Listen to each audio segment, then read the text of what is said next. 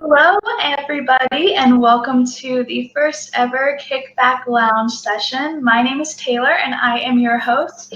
We are so excited to bring you this concert series virtually. Before we get into our presentation, I just wanted to remind you of some webinar etiquette. So, if technology is working, you should be able to hear and see me, but I cannot hear and see you. We also have a chat bar to the right, where you can leave comments and questions, and should time permit, we will have a short Q&A following our presentation. If you like the content you saw here today and want to see more like it, we humbly ask you to consider donating to our Celebrate Fairfax Education Fund so we can continue to bring you more virtual events like this. And if you missed this session or a different session from the past and want to view them, you can go to our YouTube channel to watch old content or new content. So without further ado, I would like to introduce our performer today, and he is Scott Kurt. So yeah, here we go. Hi, Scott. Hey, how's it going? Good, how are you? Hanging in there, trying to stay safe like everybody else. Yes, where are you quarantined from? Ashburn, Virginia. So not too far from where Celebrate Fairfax is. No, not far at all. For everyone tuning in today, Scott is no stranger to the Celebrate Fairfax Festival. He has played with us multiple times and even participated in the Kickback Lounge session live at the festival. We're so excited to have you, Scott, as our first performer. So thank you for taking the time out of your day to be live with us. We really appreciate it. Absolutely. What is the first song you're going to play for us? I'm going to do a new song that I wrote a couple months back with a guy named Craig Campbell down in Nashville. And Craig he's a great country artist. He's had a couple #1 hits with I think there was Keep Them Kisses Coming was one of them, and Family Man was another one, and Outskirts of Heaven is one of my favorite country songs, and that's one of his. So it was real exciting to get to write a song with him, and this is called Till You. So I'm going to play it now and hope y'all dig it.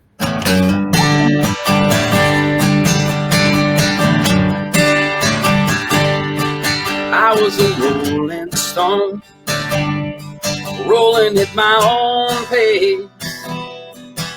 Only plans I had were plans I never planned to make. I was a man on fire, burning at both ends. Couldn't see past the smoke, but all that changed when you walked in. Never thought I would give more than I took. Never thought I'd fall apart with just one look. Never thought my life would turn on a dime. Then straight out of nowhere all at once, me and my heart and now we were done. And I knew right then, yeah, it was time. Yes, it's true, never thought about forever till you.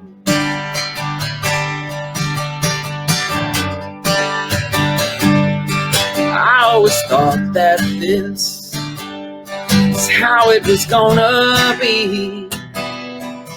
Never had to worry about anybody but me.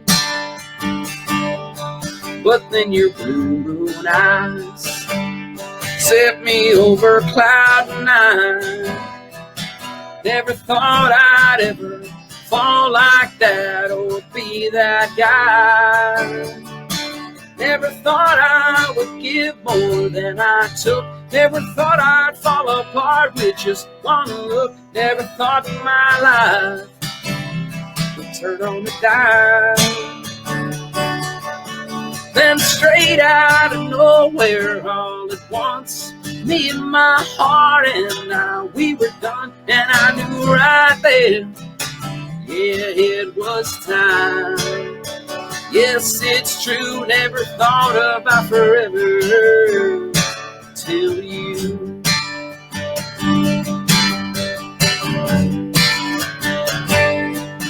Never thought I would give more that I took. Never thought I'd fall apart with just one look. Never thought my life would turn on a dime.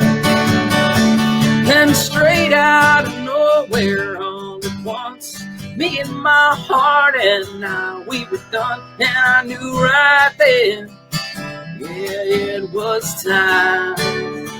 Yes, it's true, never thought about forever till you. Never thought about forever till you.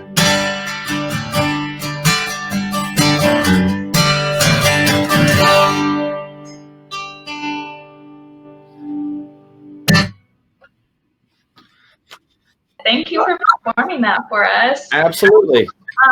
So going off of just knowing you a little bit and working with you, we're going to take it to the festival a little bit. If we were at the festival right now, where would you want to be? In the area where the main stage usually is, because they have the best food stands that I found. They have like the fried Twinkies and all that kind of stuff. So I'd probably be right there. And they have like a root beer station too. It's like one of the fire companies I think sponsors it. It's like a big mug of root beer. It's really good. So that's probably where I'd be. Sorry, I'm thinking about lunch because and dinner, but everywhere. So you draw inspiration from Tom Petty and Luke Combs, John Party. What about those artists specifically kind of inspires you when you're going into the songwriting process? Sure. What I like about those guys is when you hear their songs, you can almost hear how it was written with an acoustic guitar. There aren't a lot of studio tricks kind of going on. It's very authentic and almost raw in a way, sort of way. So so I like that. I think some of the bands are very rely on technology sometimes a little too much, like with synthesizers and beats and things like that, which are cool. And I think they're great to augment a song.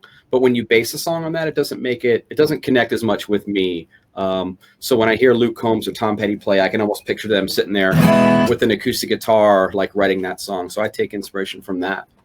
That's awesome. And I agree with you completely. I think that's personally what draws me so much to your music is just that authenticity of like old school grit country where it's like real and it's not overproduced and has all this like extra stuff. Like you can be there with the acoustic guitar and know that this is going to be a good performance start to finish. And it's not, that's what I personally find value in. It's just the raw talent with that acoustic guitar. Thank you. I appreciate that. I think one thing too is like everybody's different and there's no like wrong or right. You know what I mean? Some people get real when it comes to country music. They're like, well, that's not country, and I think that's kind of, you got to open your mind a little bit because everybody likes, some people like hamburgers, some people like cheeseburgers, some people like hot dogs, some people like veggie burgers. So everybody's different. There's no right or wrong. And another thing is when you are in the studio working on a song, I have to use a lot of restraint because when a producer does pull up like a synthesizer part or something that sounds a little like not really organic, but cool sounding, you have to learn where to draw that line to say, hey, are we just kind of like playing with all these bells and whistles because they're in front of us and you get caught up in the moment. So that's why I always like to get mixes from the producer and then sit with it for like a week or so, listen to it in my car, maybe have my wife listen to it and then go back to the producer and say, you know what, take out those extra loops and things like that. Let's just keep it kind of raw. And that's what I usually find myself going back to. But it is tricky to kind of restrain yourself sometimes because everybody likes to play with new toys and things like that. So yeah, no. Well, thank you. What is the next song you're going to be playing for us? I'm going to do a song called Girl Out There. And I put this one out maybe about a year ago or so. And recorded this and wrote it down in Nashville with my buddy Ronnie Chris, and just like how the tune turned out, and released it. Like I said, it's on iTunes and Spotify and all that, so if you want to check out the full studio version, you can do that. But here's the stripped down acoustic version here. There's a girl out there who's sweet as wine. She can call you home like an old wind chime. She'll lift you up, feed your soul, keep you warm when the world gets cold. There's a girl out there who's on her own. You won't find her sitting at home. My foolish pride got the best of me. Now I know she's all I'll ever need. So if you see that girl, tell her she's on my mind. And if there's room in her world, I want to get her back in these arms of mine. This old heart's waiting wide open. I got a whole lot of life to share. And I'm ready for the girl out there. There's a girl out there I'm gonna get back. Since she left, my world's gone black. I'll take the blame for the stupid game. On one knee I'd give her my name. So if you see that girl, tell her she's on my mind. And if there's room in her world, I want to get her back in these arms of mine. This old heart's waiting wide open. I got a whole lot of life to share. And I'm good and ready for the girl, 'cause I remember the rush, I remember her touch, I remember I couldn't get enough. So if you see that girl, tell her she's on my mind. And if there's room in her world, if you see that girl, tell her she's on my mind. And if there's room in her world, I want to get her back in these arms of mine. This old heart's waiting wide open. I got a whole lot of life to share. I'm getting ready for the girl out there.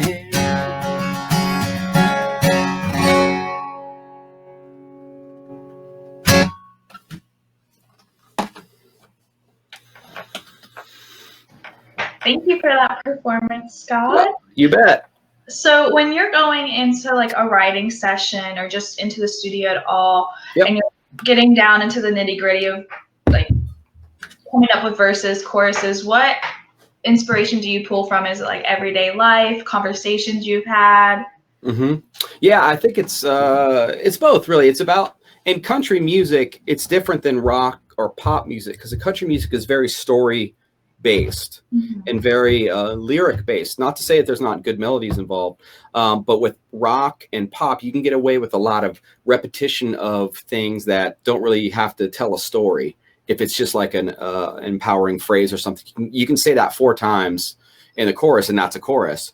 But with a country song, you really have to tell the story. So when I'm getting into the lyrics, it's sort of like, you make sure they're conversational, as if you're talking to the listener or having a conversation with the listener, and you sort of lay it all out. Like, you can say, I was driving down the road, but if you say, I was driving my red Chevy truck down an old dirt road, it gives the viewer or the listener more of a context, and they can paint a picture in their head, like, oh, I know that feeling, so it's just, it's really about the details and adding some what they call furniture, like making that truck red or making that road paved or dirt or, whatever it is.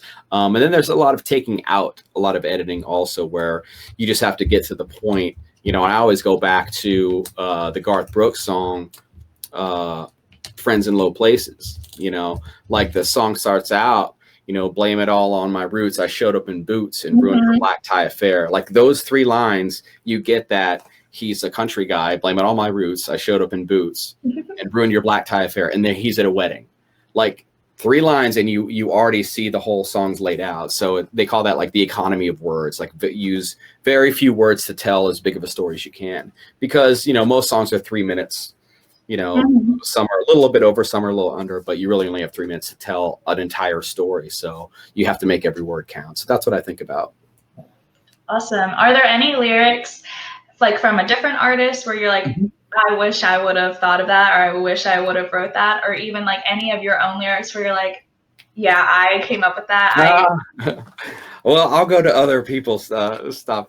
There are a lot that I admire. I like Chris Stapleton a lot. You know, his song like "Broken Halos" is such a great. That's a great Yeah, song. it's such a good lyric, and you know, one of my favorite writers is a guy named Radney Foster, and he's written he's an artist himself, but he's written song for other people too, and he had, you know, a bunch of hits in the '90s of his own stuff, and then he wrote. Raining on Sunday for Keith Urban, and he's written some, you know, Luke Bryan, some songs for Luke Bryan and Sarah Evans and stuff like that. And I like Radney's lyrics because he's really good at telling a story, and sort of like he makes a stance sometimes, like you know, from a political point of view, where he's just like, hey, if you see something wrong, you know, stand up for it. And I think in this day and age, it's definitely for a country artist to do that. It's a little different, you know what I mean? So, but he puts himself out there sometimes, and I admire that. So, yeah. Awesome. Well. We are going into Scott's last song. So, Scott, what is the last song you'll be performing for us, and what was the inspiration behind this song and kind of the process of creating this song as well? Yeah, this is called "Sounds Like a Hometown," and again, most of my writing I go down to Nashville. Like most of my shows are in the Mid-Atlantic region, like Pennsylvania, Virginia, Maryland, DC. That area. Sometimes I circle out of there and we'll go up to like Boston or New York, but that's a little more rare. But I go down to Nashville about every 3 weeks for songwriting and recording. And I was down there with this song with my friend Brian Frazier, who lives in Nashville, but he's from Virginia, and Erica Rain, and she grew up in Indiana, I believe, and I grew up in Western Pennsylvania. So we were all talking about how we grew up in our hometowns and how there were 3 different states, you know, Pennsylvania, Virginia, and Indiana, but we ended up doing the same things really growing up. Like you go to the football games on Friday nights and, you know, hanging out with your friends. And we were all from smaller-ish towns where the rumor mill gets around town real quick. So we were banging around with that idea. And so we came up with the title "Sounds Like a Hometown." And that's how the song was really born. So, and if you're ready for it, it goes like this.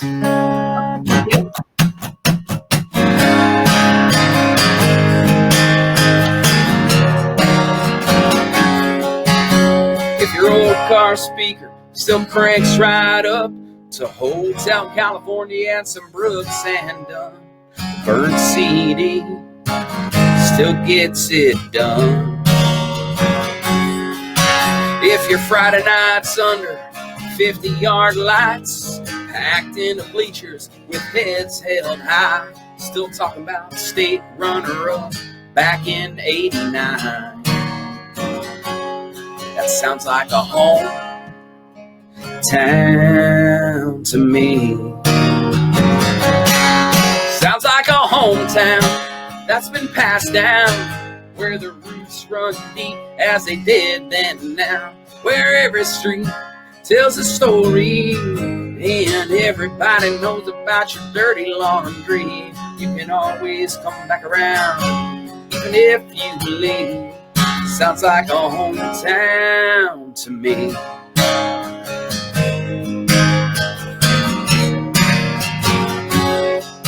Yeah, you'll find out quick who's doing what, like making out, breaking up, or falling in love. At the corner booth or church pew, they'll get you caught up. That sounds like a hometown that's been passed down, where the roots run deep as it did then and now, where every street tells a story and everybody knows about your dirty laundry. You can always come back around even if you leave. Sounds like a hometown to me.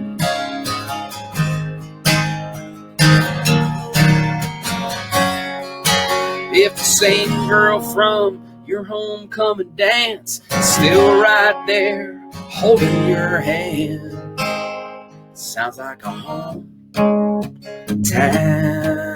to me. Yeah, sounds like a hometown to me. Sounds like a hometown that's been passed down, where the roots run deep as they did then and now, where every street tells a story. Hey, and everybody knows about your dirty laundry. You can always come back around, even if you leave. Sounds like a hometown to me.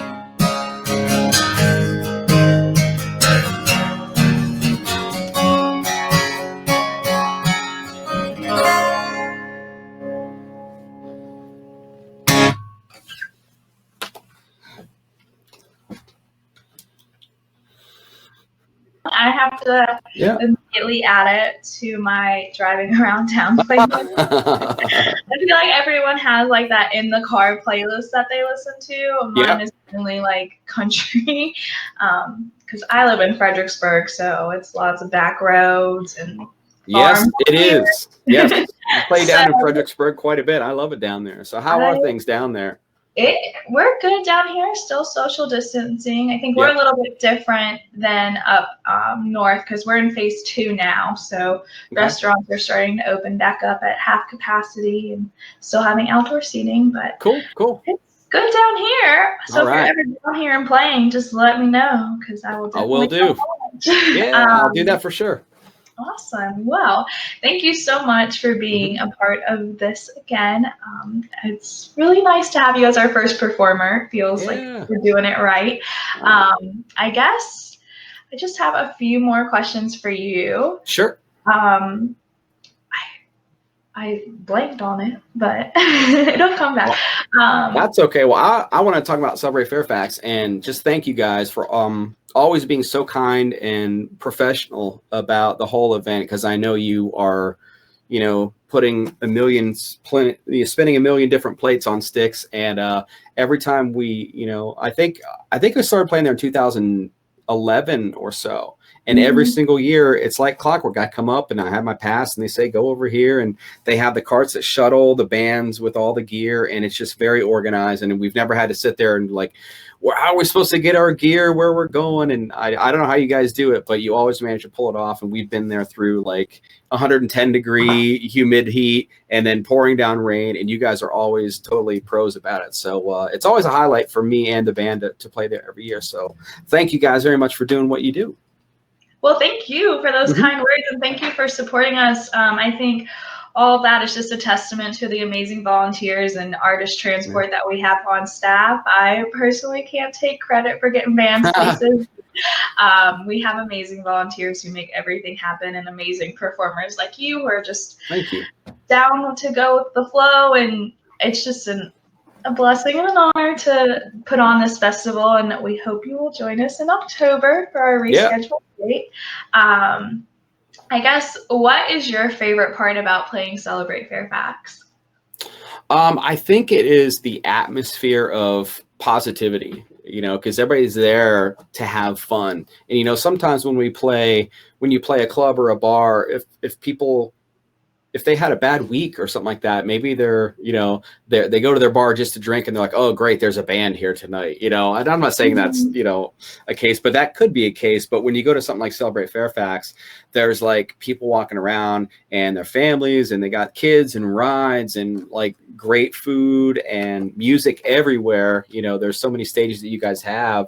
And so much diversity there. So that's what I really dig about it. It's just such a positive experience. Like I said, it doesn't matter if it's raining or hot out. People are just there having fun. And if it's raining, I've seen people just like walk around in the rain. They're like, it's just rain, and they're there with their, funnel cakes and everything, just kind of hanging out. So yeah, that's what I really dig about it. That's awesome. Thank you. That's one of the things, the staff internally, people don't know we're a really small staff.